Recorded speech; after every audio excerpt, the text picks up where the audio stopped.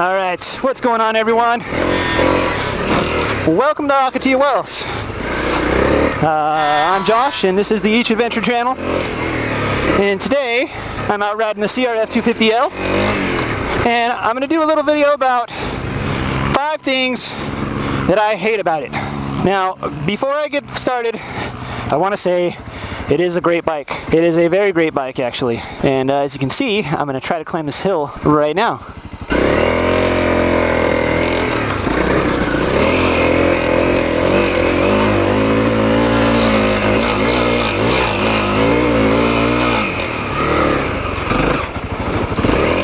Like it's nothing. So yeah, so the CRF is a great bike, but there are a few things that made me want to sell it right after I got it, and I just want to talk about those things, most of which can be modified and or changed.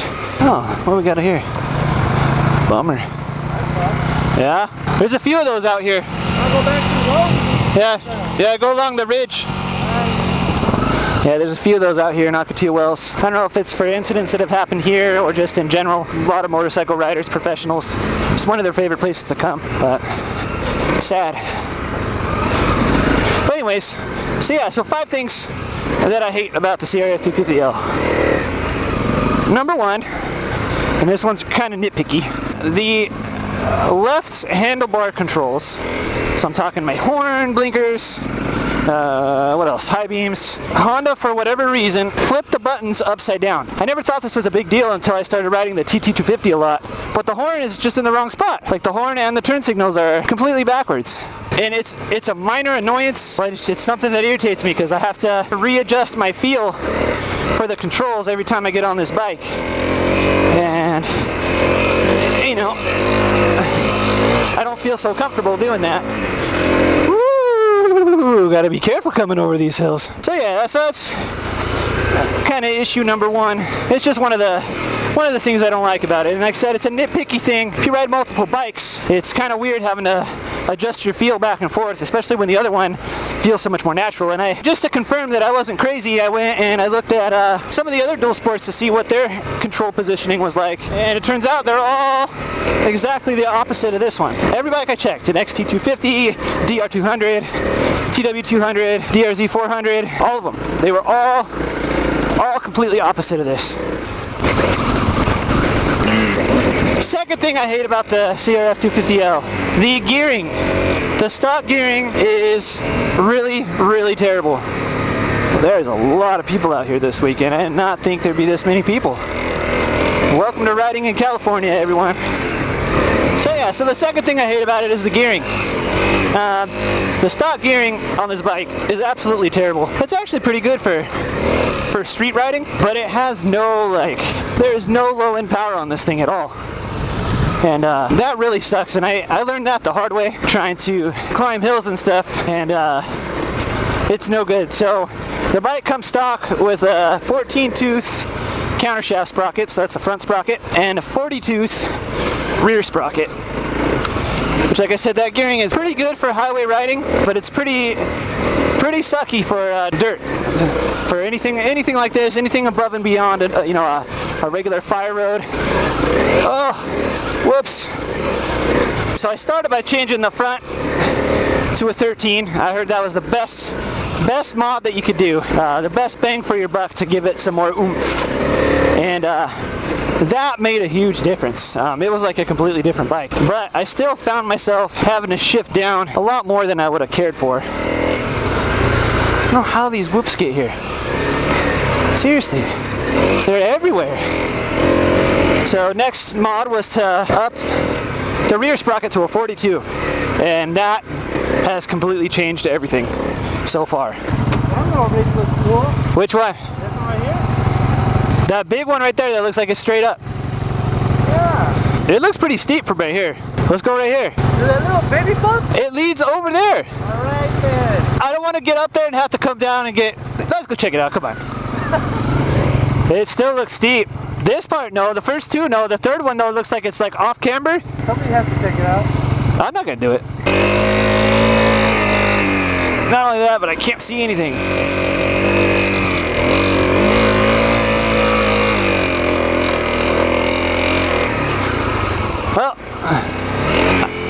for riding this.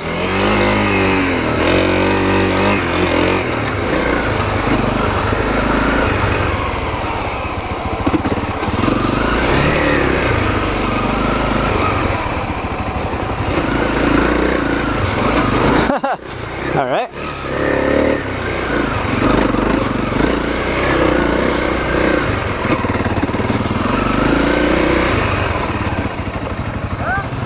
Be careful.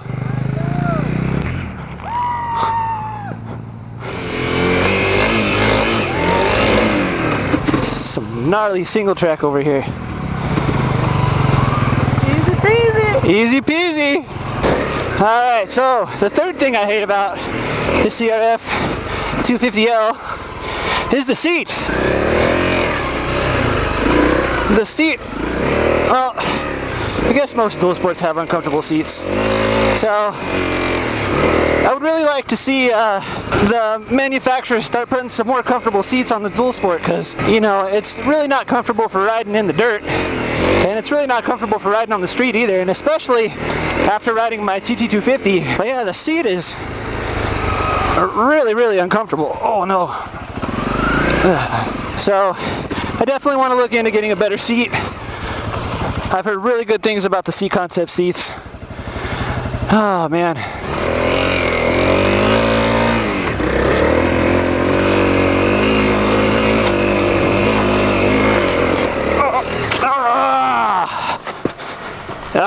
Freaking rock. I had that.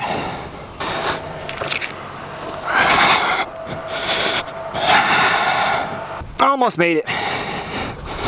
Almost. Oh man. Alright. So, that brings me to my fourth thing I hate about this bike.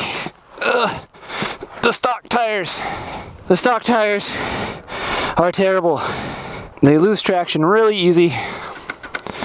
They're really more of a, from what I've heard, an 80-20 tire, 80% road, 20% dirt. They do not do well in stuff like this. Let's see if I can get the rest away from here. I really don't want to start from the bottom. Come on, come on. There we go. There we go.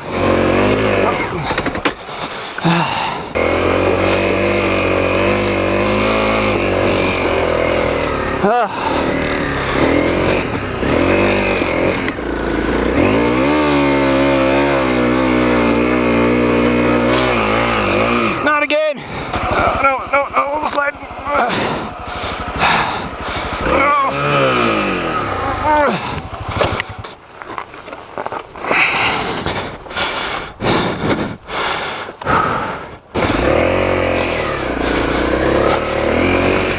You had to pick the sandiest hill or what? I figured we could take a break on top of this. Oh, perfect spot.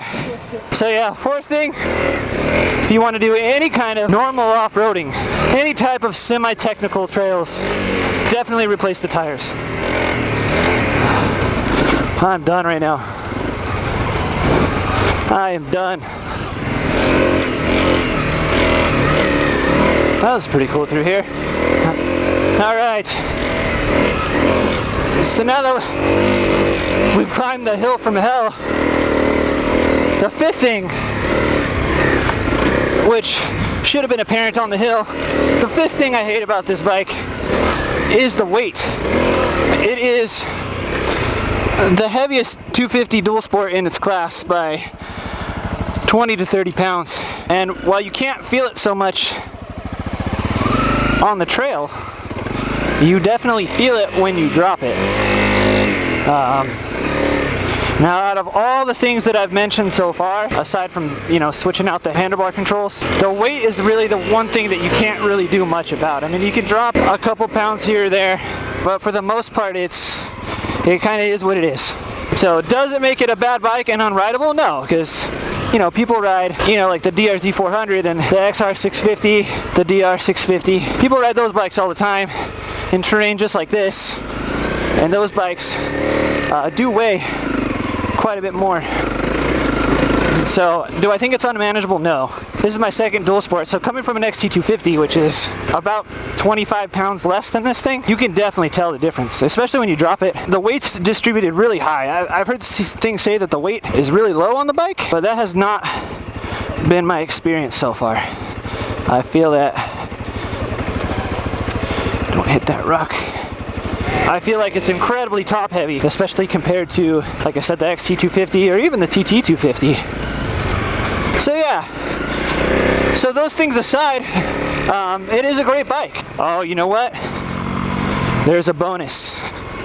There's actually a sixth thing that I don't like about this bike, and that I think all dual sports need.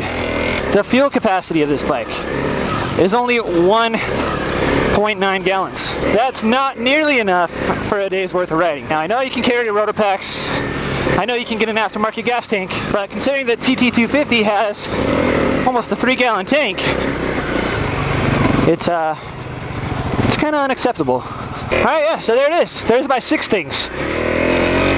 My 6 things I don't like about it. But like I said, it's a great bike. I would recommend one for anybody. I would definitely not say that it's a bad bike. There's just a few things that need fixed on it. A few things to make it go from good to great. And I've done most of those already, and I have yet to do some of the other ones. So as I do those modifications, because I don't plan on getting rid of this bike anytime soon, as I do those modifications, I'll let you know how they work. Thank you guys so much for watching. If you enjoyed the video, please leave a like. If you're new here, please subscribe to see more videos like this. I plan on doing a lot of these. A lot of rides like this, a lot of bike reviews, just a lot of riding. So if you like this kind of stuff, please subscribe, and I look forward to seeing you guys in the next video. Take care and ride safe. I'll see you guys next time.